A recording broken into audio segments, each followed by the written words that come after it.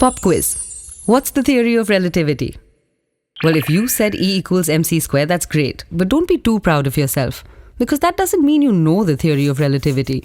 Can you apply it to the world around you? Probably not. It's the same thing when you ask your toddler to recite 2 plus 2 equals 4. Just because a toddler can say something doesn't mean she actually gets it. The best way to give your kids the foundation for truly understanding advanced concepts like math or physics? Play.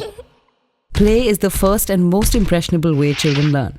It's so powerful a teacher, in fact, that for decades, early childhood education experts have been pushing for formal schooling to be delayed until age 7 or 8. Finland has actually done this, and there, teenagers consistently top the world on international standardized tests. So what is this incredibly important fairy dust foundational knowledge that kids build through play? Play builds the 2 skill sets that research has proven to be the 2 biggest predictors of academic success: language skills and executive function. Children build language skills through pretend play, which starts to emerge around 12 months. At this stage, children might pretend to sleep, eat, or sip imaginary water out of an imaginary glass.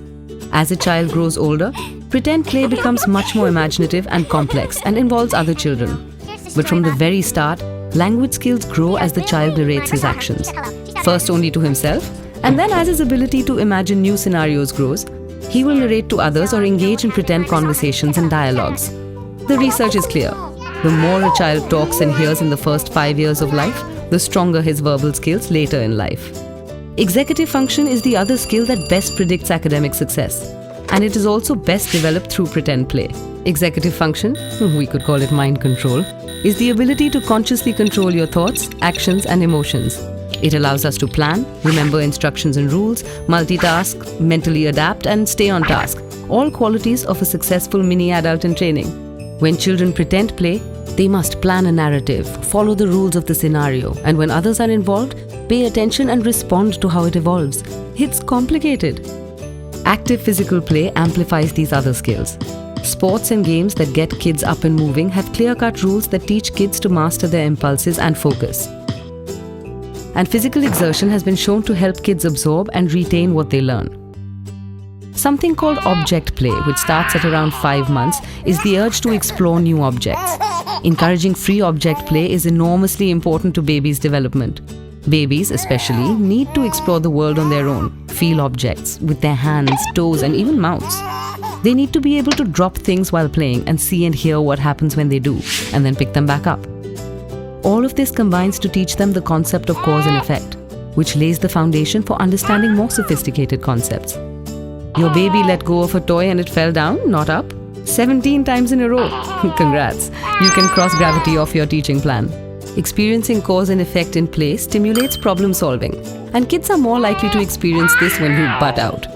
This doesn't mean that you leave your kid in the wild alone, but it does mean not instructing your toddler to build a tower of blocks the right way, drawing a bunny properly, fixing her Play-Doh masterpiece, or even physically guiding her to try a toy for the first time. Studies show that children who are left to figure out how an object or toy works on their own become more persistent and creative problem solvers than kids who are shown. And pretend play also builds the skill of decontextualization. That's a fancy word for understanding that one thing can be used to represent an entirely different thing. Like when your kid puts a bowl on his head and calls it a crown, or uses a banana to represent a boat. This kind of play lays the groundwork not only for an appreciation of poetic metaphor, but also a little something called algebra, when letters suddenly start representing numbers. Play isn't just fun and games, it has a huge role in your child's development. Remember, there is no right or wrong way to play.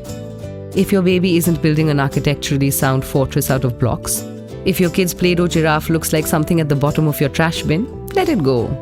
She's learning something critical in the process, something that just might help her understand the theory of relativity one day.